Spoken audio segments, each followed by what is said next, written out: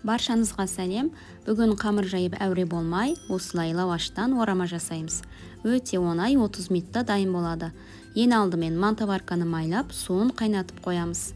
Мен салмасына 4 пияз, 4 картоп, 1 сәбіз, тартылған ет және құйрық май салдым.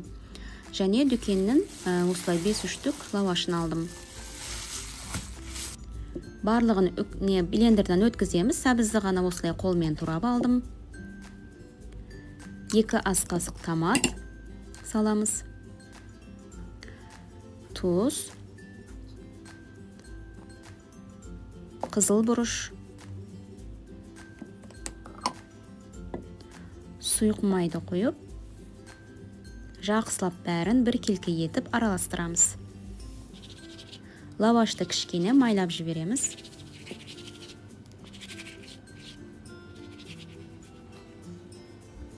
Салмасын салып, осылай қасықпен тегістеп аламыз.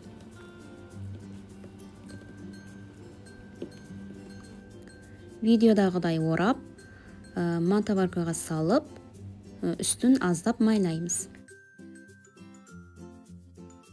40 минут пісіріп аламыз.